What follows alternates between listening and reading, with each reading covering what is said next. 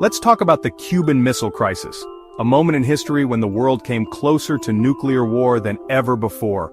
But not the version you learned in school with its neat timelines and tidy endings. The real story is far more terrifying and far less known. Most people think only Moscow could launch those nukes in Cuba. That's what the textbooks say. But that's not the whole truth. The Soviet commanders on the ground, stationed right there in Cuba, actually had the authority to fire tactical nuclear weapons if they believed they were under attack. That meant a handful of men, sweating in the Caribbean heat, could have started World War III with a single order. Imagine the pressure, the fear, the uncertainty they faced every day. Kennedy and his team thought they were in control, carefully weighing every move. But in reality, they were playing chess with a hidden, loaded gun on the board. One they didn't even know was there. The US was seriously considering an invasion, drawing up plans and preparing troops, not realizing the Soviets in Cuba were ready to launch at a moment's notice. One wrong move, one beach landing, one misinterpreted signal, and those battlefield nukes would have flown, changing history forever. The world's fate wasn't in the hands of distant leaders in safe rooms, but in the split-second decisions of men under fire, men who barely had time to think. The real blunder? Both sides were flying blind, making deadly assumptions about what the other would do and what they were capable of. The Americans didn't know the Soviets could actually launch those missiles on their own authority. And the Soviets didn't realize just how close the US was to pulling the trigger on a full-scale invasion. The crisis wasn't just a standoff, it was a game of Russian roulette, with the world as the stakes, and nobody knew how many bullets were in the chamber or who would pull the trigger first. It's a chilling reminder. Sometimes the scariest threats are the ones you don't even know exist, lurking just out of sight, waiting for a single mistake. The world nearly ended because of a button nobody told you about, a secret so dangerous it was almost lost to history. How did we get to the brink of nuclear war? How did the world's fate end up hanging by a thread, with just a few decisions standing between peace and total destruction?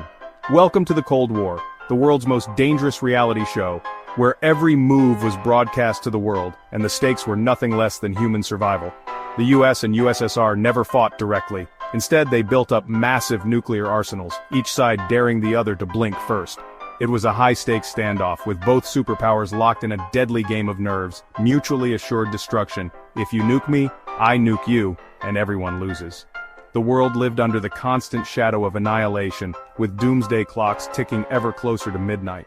School kids hid under desks, as if that would help. Families built bomb shelters in their backyards, and everyone learned to live with a low-level, ever-present fear. Then came Cuba.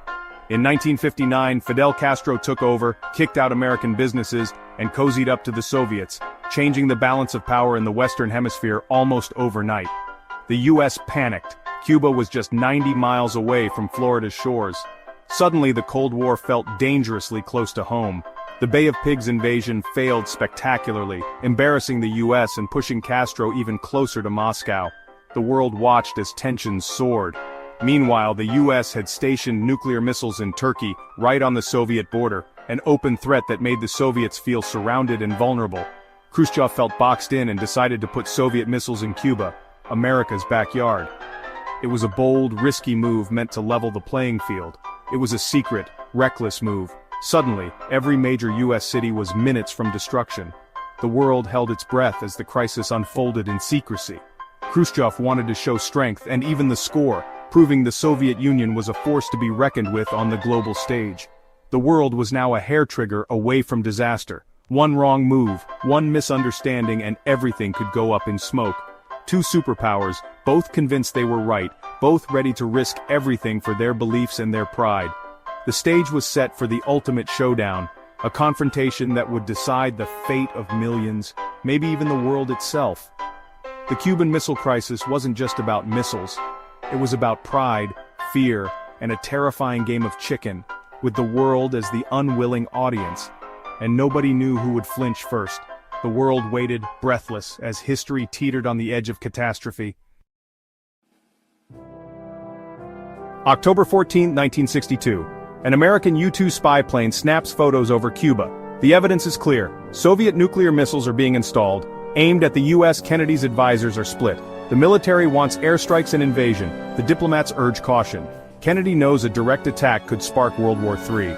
The pressure is intense. Hawks demand action, doves plead for diplomacy. For days the world goes about its business, unaware it's teetering on the edge. Kennedy chooses a middle path, a naval quarantine to block more Soviet missiles. On October 22nd he goes on TV revealing the crisis to the world. The message: the US will not tolerate Soviet nukes in Cuba. The world holds its breath, no one knows how the Soviets will respond. The Cold War just got real and the next move could mean the end. The ultimate standoff has begun. The clock is ticking. Kennedy's speech shocks the world. Nuclear war feels terrifyingly close. For the first time, ordinary people everywhere realize that the fate of the planet could be decided in a single moment. Families gather around radios and televisions, their faces pale with fear as the news spreads like wildfire. The US military goes to DEFCON 2, the highest alert ever reached in American history. Generals and advisors scramble to prepare for the unthinkable, knowing that one wrong move could trigger a global catastrophe. Bombers are in the air. Warships surround Cuba. The world's most powerful weapons are now poised for action, and the tension is almost unbearable. The Soviets must decide, back down or break the blockade. Every option carries enormous risk, and the eyes of the world are fixed on Moscow. Khrushchev is stunned.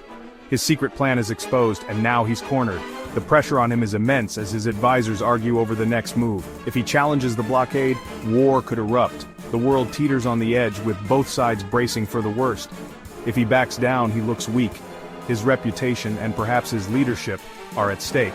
Tension peaks on Black Saturday. Around the globe, people wait in agony, counting the minutes, hoping for a miracle. A US spy plane is shot down over Cuba. The world holds its breath, fearing that this single act could ignite the firestorm everyone dreads. The military demands retaliation, but Kennedy hesitates. He knows that any escalation could mean the end of civilization as we know it. Meanwhile, a US destroyer drops depth charges on a Soviet sub armed with a nuclear torpedo. The situation spirals out of control beneath the waves. The sub's captain believes war has started and prepares to launch. In the cramped, overheated submarine, nerves are frayed and tempers flare. The world is seconds from disaster. One wrong move and it's over. The fate of millions hangs in the balance, and time is running out. The fate of humanity hangs by a thread. Across continents, people pray for peace, fearing the worst. Every decision, every hesitation could mean life or death for millions. The weight of history presses down on every leader, every soldier, every citizen. The crisis is no longer about politics, it's about survival. The world stands united in fear, hoping for a way out. The world waits, breathless, for someone to blink. Every second feels like an eternity as the standoff continues. And then, against all odds, disaster is narrowly averted. Relief sweeps the globe as the world exhales and life, for now, goes on. Deep underwater, the Soviet sub B-59 is battered and cut off from Moscow. The captain, convinced war has started, orders a nuclear torpedo readied. Launch requires unanimous agreement from 3 officers. 2 say yes. The third is Vasily Arkhipov. Under crushing pressure, Arkhipov refuses. He argues no direct orders, too much risk. He persuades the captain to surface instead of launching. Arkhipov's decision stops a nuclear strike that would have triggered all-out war. One man's calm saves the world from annihilation. Had he agreed, the US would have retaliated, Cuba would have burned, and global war would have followed. Arkhipov's name is barely known, but his courage changed history. The fate of millions rested on a single moment of restraint. Sometimes the most important person isn't a president. It's the one who says no when it matters most. The world owes Vasily Arkhipov everything. While the world teetered, frantic diplomacy unfolded behind closed doors. Kennedy and Khrushchev both knew they were losing control. Public channels were too slow, so Robert Kennedy met secretly with the Soviet ambassador. Khrushchev sent 2 messages, one offering a deal, one demanding more. RFK suggested they ignore the tougher message and accept the first Soviets remove missiles. US promises not to invade Cuba. Privately, the US also agreed to remove its obsolete missiles from Turkey, but kept it secret. This hidden trade let both leaders claim victory at home. Khrushchev could say he protected Cuba and got US missiles out of Turkey. Kennedy avoided looking weak and kept NATO allies calm. On October 28, the Soviets announced they'd withdraw the missiles. The world exhaled. The crisis was over. the secret deal saved face, and possibly the planet. Sometimes the best solutions are the ones nobody ever hears about. Relief swept the globe, but the celebration was short-lived. Kennedy and Khrushchev were shaken. They'd stared into the nuclear abyss. The crisis exposed just how fragile peace really was. Kennedy learned to see his rival as a fellow human, not just an enemy. Khrushchev's gamble cost him power, but both sides realized the danger of brinkmanship. The world saw that mutually assured destruction was a terrifying way to keep the peace. The real enemy wasn't just the other superpower, it was miscalculation, bad intel, and human error. The scars of the crisis ran deep. Both sides knew they'd barely survived. The lesson was clear. Next time, the world might not be so lucky. Something had to change. The crisis revealed a huge flaw. Communication was painfully slow. Messages took hours to cross the globe, risking disaster with every delay. Afterward, the US and USSR set up the Moscow-Washington hotline. No red phone, just a secure teletype for instant, clear messages. It was a symbol. Even enemies needed a way to talk before the world burned. The hotline was just the start. The crisis led to the first nuclear test ban treaty and real arms control. The world learned that survival depended on talking, not just threatening.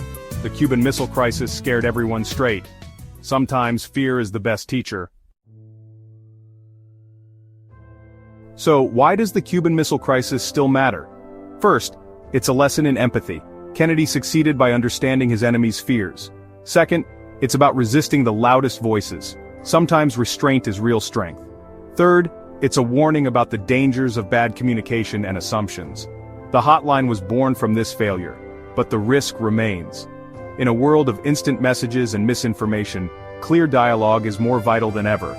The crisis showed that nuclear weapons aren't just policy, they're extinction in a box. As new powers rise and tensions grow, the lessons of 1962 are urgent. The world survived by inches thanks to courage, luck, and a few wise choices. The real takeaway? Our future depends on learning from our biggest mistakes. The abyss is always closer than we think. Let's not stumble toward it again.